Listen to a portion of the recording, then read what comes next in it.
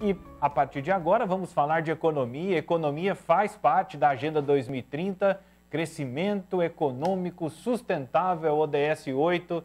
A partir de agora é pauta, é tema dentro da nossa programação e toda terça-feira a gente conta com a participação do professor Luiz Carlos Ongarato, alinhado aos 17 Objetivos de Desenvolvimento Sustentável. Seja bem-vindo, professor. Tudo bem com você? Tudo bem, Tôndolo? Um abraço a todo mundo, uma boa tarde para todos que nos acompanham aqui na Sagres. É um prazer estar mais essa terça-feira aqui falando de economia. Já utilizando e traduzindo o economês. E hoje nós vamos falar de uma paixão brasileira que está ficando cada vez mais cara. Os preços dos carros novos dispararam no Brasil. Em 12 meses, 26 dos modelos mais vendidos tiveram o reajuste, as taxas reajustadas em mais de 17%, em média. Por outro lado, a produção das montadoras caiu em média 3,5%, em comparação com o mesmo período de 2020, por conta da falta de peças, porque muitas indústrias pararam de produzir temporariamente por causa da pandemia. Já tem umas semanas que a gente vem estudando um pouco como a economia influencia no nosso comportamento, nos nossos hábitos. Esse é mais um hábito que nós vamos mudar, professor? A paixão pelo carro? Tôndolo, é uma questão super interessante, principalmente para nós brasileiros, e super relevante também para a nossa região, né? A quem nos acompanha na TV Sagres, em Goiás e em Minas Gerais, nós temos indústrias automotivas. E sim, Tôndolo, pode ser que aí em menos tempo do que o planejado, já os carros talvez não sejam tão apaixonantes para nós brasileiros, né? Porque cada vez mais caro, esses aumentos sucessivos têm feito com que o consumidor ele ficasse meio que de orelha em pé, né? Super preocupado com mais esse produto aí, Tôndolo, aumentando de preço. E aí a gente tem 4 aspectos nessa mudança de comportamento. Eu vou dizer que eu, particularmente, eu já sou um desses há 3 anos. Não tenho vontade de ter carro, apenas se eu tivesse uma necessidade extrema e dentro da minha realidade eu consigo viver e conviver dentro do modelo dos aplicativos. Então, eu quero primeiro com aumento de preços. É justo? É o momento? Por que eles estão aumentando agora? Bom, Tôndolo, a gente tem um problema aí de cadeia produtiva, né? Toda a questão produtiva, principalmente desencadeada pela pandemia da Covid-19. Então, a nossa indústria automobilística, né, as empresas que estão aqui no Brasil, elas são apenas montadoras. A gente não produz grande parte das peças e os insumos, alguns outros insumos, partes, equipamentos, placas eletrônicas, enfim, vêm de outros países por uma questão até mesmo de custos, né, de ganhos de escala. Então, pelo nosso carro nacional, ele ter uma composição de peças, né, e partes que são internacionais, a gente está sujeito, por exemplo, à produção de outros países, assim como os fatores cambiais, como o dólar, que aí tem aumentado o custo, né? Esses dois fatores, a cadeia de produção internacional e o câmbio tem afetado o custo do nosso carro aqui no Brasil. E aí, dentro dessa questão do câmbio, não tem muito o que fazer. É uma política da macroeconomia e o setor, tanto o consumidor quanto o setor automobilístico, a gente pode dizer que fica refém desse ponto, nesse aspecto? Sim e não, Tôndolo, porque a gente tem uma questão que ela é, de fato, tem um fator que é incontrolável, vamos falar assim, que é o mercado externo, que aí são movimentos de grandes economias, né, como China, Estados Unidos, que a gente já vem falando aqui há algumas semanas. A outra é a própria questão, como a gente faz a gestão interna do nosso país, o nosso risco, né? A gente tem vindo aí de 2 semanas muito turbulentas para a economia e isso automaticamente vai aí na veia ali das empresas, né? Principalmente de setores muito internacionalizados.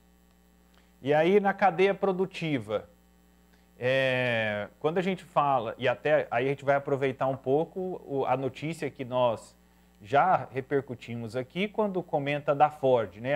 Quando houve a comunicação da saída da Ford, da fábrica, das fábricas, melhor dizendo, né? da Ford no Brasil. O que a cadeia produtiva precisa aprender? Essa do automobilismo, essa do setor automotivo, né? Ela é uma cadeia sempre de muitos subsídios, sempre foi considerada uma cadeia com uma geração de empregos muito grande, mas agora com a tecnologia é muito mais máquinas do que pessoas fazendo todo o trabalho de montagem. O que ela precisa modernizar para ela ressignificar na nossa economia? Tôndolo, a gente observa um movimento mundial, né? Como tu comentou aí já, tu não é mais um usuário de veículos automotivos, né? Devido ao perfil da tua família. Então, assim como a tua família tem a tua família, tu tens outras famílias, multiplica aí por milhares, né? Milhões de pessoas refletindo também isso aí no mundo inteiro. Então, a gente vê que o carro, a motor de combustão, ele vai ter que ser reinventado. E isso vai fazendo com que as montadoras elas se reposicionem dentro da sua estratégia internacional. Porque imagina assim, a gente tem uma Ford, é uma empresa norte-americana que está no Brasil, está na Argentina, em outros países do mundo todo, espalhados no mundo todo. Então, ela tem uma estratégia global. Então, quando ela vai falar de investir num país como o Brasil, que é o mesmo caso das demais montadoras aqui, agora a gente tem que ficar bastante preocupado, Tônulo, porque a gente não tem mais o mesmo cenário que há 50, 60, 70 anos atrás a gente tinha quando essas montadoras vieram para cá. A gente já tem um país que já está há 6 anos em crise, um país que parece que desaprendeu a crescer, e isso fez o quê? Com que inviabilizasse muitos investimentos. Se você observar, fizer um estudo comparativo de competitividade de produção, o Brasil ele é muito pouco produtivo, a gente tem uma baixa produtividade. Então, as próprias linhas de produção, quando essas fábricas transferem as linhas de produção para o Brasil, ela já transfere uma linha de produção defasada. Então, a gente tem mais custos aqui do que teria, por exemplo, de a produção desse veículo nos Estados Unidos e na Europa. E tem o segundo fator também, Tôndolo, que ele é interessante. A característica do consumidor brasileiro ela é muito peculiar comparado aos outros países. A gente quer um carro, né, que sirva para a família toda e que ele seja barato. Isso é um problema aí para as montadoras resolverem, Tôndolo. E aí a gente vê cada montadora num ritmo diferente, né? Essa semana, aqui no estado de Goiás mesmo, a Caoa anunciando a contratação de vários funcionários, centenas de funcionários. Em contrapartida, a gente viveu esse caminho contrário da Ford. Hoje, governadores e até o próprio governo federal, com o presidente Jair Bolsonaro, pela nossa cadeia produtiva, vale a pena investir nesse setor, professor? Esse setor é interessante, principalmente porque é a peculiaridade do Brasil, características do Brasil. Nós temos um país muito grande, é um país de dimensões aí continentais, que nós não temos outras opções de transporte. Nosso transporte coletivo, tirando a questões dos grandes centros, que por mais precário que seja, a gente ainda tem, a gente não tem uma conexão sustentável intermunicipal. E fora a questão de grandes propriedades, grandes distâncias, que também, Tôndolo, isso é uma peculiaridade do Brasil que interfere. Vou te dar um exemplo, né? Tem um veículo que vai sair de linha agora da Volkswagen, o Up, né? Ele vai sair vai sair de linha agora, foi anunciado recentemente. Ele no Brasil, foi um carro que era para ser um modelo global, assim como outros carros, e teve que ser adaptado. Na Europa, ele é um carro para uma distância curta para se usar no dia a dia. E aqui, para o Brasil, tem que ser alterada a suspensão, todos os componentes internos para ele ser um carro maior, com um tanque de combustível maior, porque a gente quer fazer pequenos e médios deslocamentos, até grandes deslocamentos, num carro só, para a família toda. E isso é um complicador aí de viabilidade para essas empresas no mercado. Outro ponto, outro aspecto é a falta de peças. Por que está acontecendo essa falta de peças e como ela impacta no preço dos automóveis? Tôndolo, a falta de peças, aí a gente tem um efeito cascata, de vários fornecedores, tanto fora do Brasil quanto dentro do Brasil, que eles estão espalhados em vários estados, e países. Então, conforme foram as restrições de cada estado ou de cada país, devido à pandemia, nós tivemos uma quebra de fornecimento. E esse fornecimento ele foi sendo quebrado em um ano.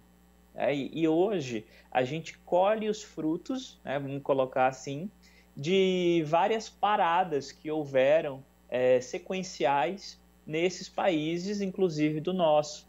Então isso vai fazendo com que a gente tenha uma produção que ela é em linha, uma produção em série, que ela não para, isso em toda a cadeia automobilística, e havendo essa quebra e mantendo-se o consumo, em algum momento faltaria peças, porque foram se consumindo todos os estoques de segurança, as margens de segurança, então você tem esse problema aí de gestão da produção, é um problema de logística.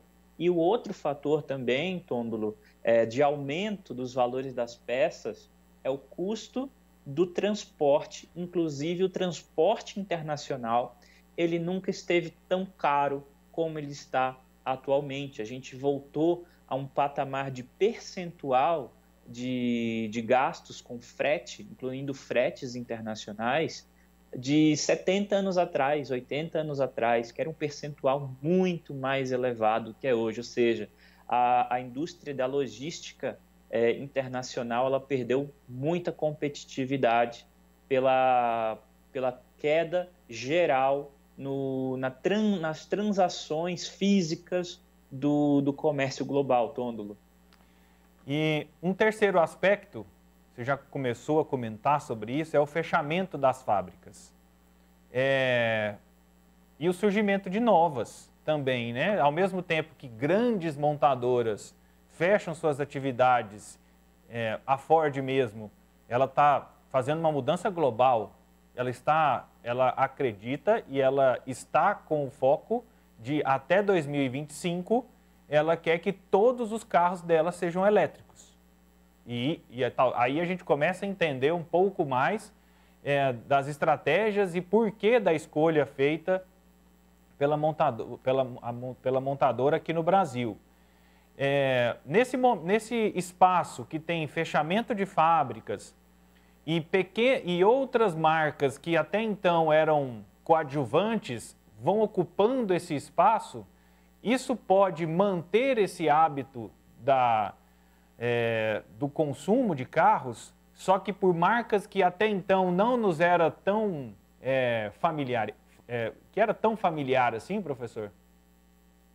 Tôndolo, é um movimento que eu vou puxar da memória agora, da nossa memória, a gente tem mais ou menos a mesma idade aí, e vou puxar a memória de quem está nos acompanhando aqui na Sagres. Vamos lembrar lá da abertura comercial, principalmente lá nos primeiros anos do Plano Real, em 94, 95, 96. A gente tinha muito poucas opções dentro do mercado e a gente viu um movimento muito grande, principalmente dos carros. Além dos carros japoneses que já existiam, teve um grande consumo de carros japoneses e dos carros coreanos. Hoje a gente já observa um movimento dos carros chineses para o Brasil, as montadoras fazendo joint ventures, parcerias com empresas locais para produzir localmente. A gente tem modelos importados também de outros países, abre-se muito mais o espectro para o consumidor em termos de consumo. Toda vez que uma grande empresa, uma empresa líder de mercado, em vários segmentos, se ela decide abrir mão da sua posição, vamos colocar assim, automaticamente o consumidor ele não vai repensar de uma hora para outra os seus hábitos. O primeiro reflexo é como eu vou, de repente, me livrar daquele carro imaginado da Ford, naquele primeiro momento, e consumir um outro carro que me atenda em relação desse custo-benefício, que, querendo ou não, ainda é necessário para o nosso cotidiano aqui, principalmente nos deslocamentos entre as pequenas cidades. E um quarto item que eu puxo para essa nossa conversa é o preço dos combustíveis. Você acha que isso afasta o desejo, ele enfraquece o desejo do brasileiro de ter um veículo? Tôndolo, sim, principalmente se a gente for colocar as novas gerações. Principalmente porque o comportamento do consumidor hoje, de 15, 16, 18, 25 até 30 anos, ele tem um padrão, vamos colocar assim. Já o consumidor mais tradicional, acima de 30, 40, 50, 60 anos, ele tem uma outra visão. É a mesma questão, por exemplo, do que você deseja, né? Hoje, o que está acontecendo dentro da indústria automobilística, que é um movimento interessante? É o movimento de você alugar o carro e não ter o carro, você tem o serviço do carro. Inclusive, até a Tesla está fazendo um investimento para o mercado brasileiro recentemente por importadoras independentes para um serviço de aluguel de veículos elétricos.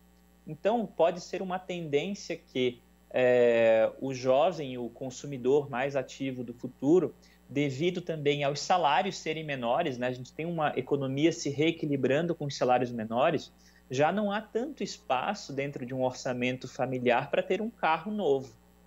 Então, pensa-se, né? A indústria automotiva ela é muito, muito moderna, muito competente dentro da sua gestão e ela já está visualizando daqui 5, 10, 15 anos. Ela sabe que o volume de carros, principalmente carros a combustão, ele vai ser baixo o consumo, né? Vai ser menor do que foi há 100 anos atrás, vamos pensar assim.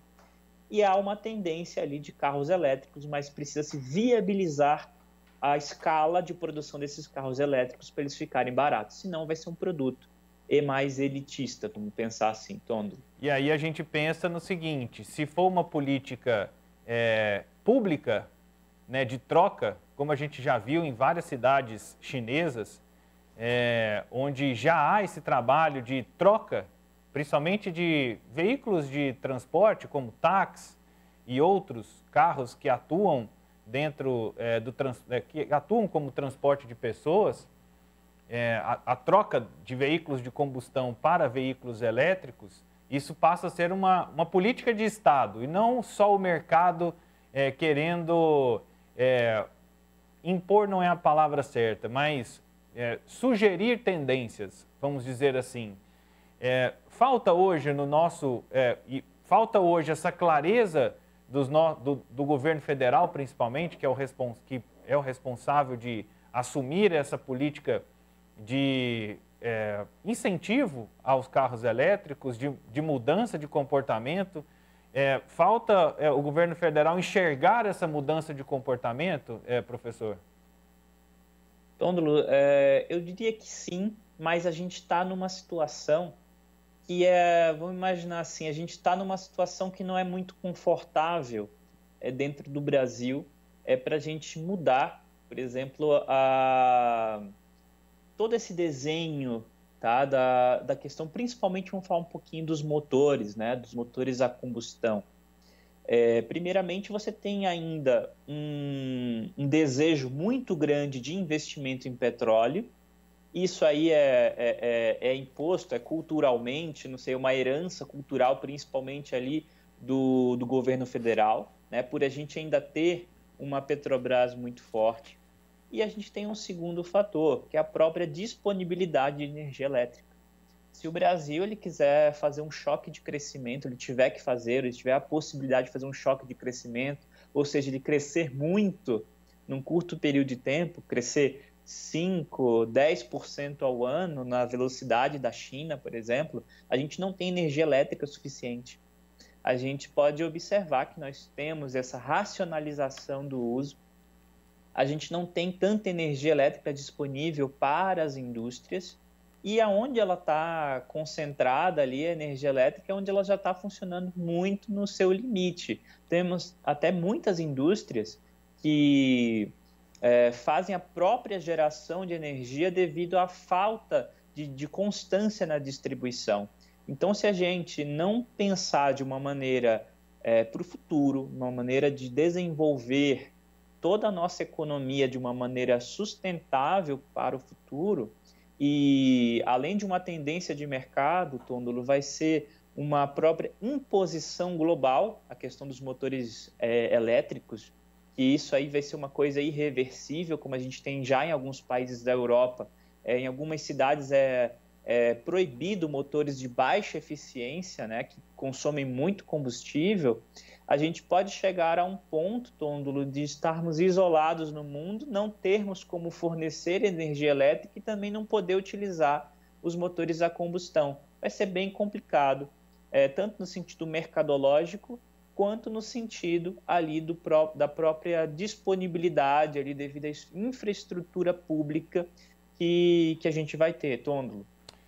Professor, a gente vai aguardando os próximos passos para entender, a gente vai fazendo a leitura, observando os cenários e apontando aos nossos seguidores o que significa cada uma das decisões, porque é o que nos cabe a fazer.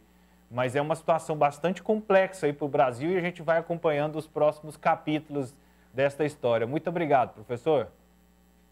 Vamos acompanhando sim. Muito obrigado, Tôndolo. Um abraço a todos, uma boa tarde e até semana que vem. Tchau, tchau. Tchau, tchau. Esse é o professor Luiz Carlos Ongarato participando conosco aqui dentro do nosso Sagres em Tom Maior, o momento da gente entender o que está por trás da política, da política econômica, o que está por trás da economia, das decisões da economia, seja no Ministério da Economia, né, seja nas secretarias de economia, a gente vai acompanhando aí as decisões e as escolhas dos dirigentes das secretarias e também do Ministério.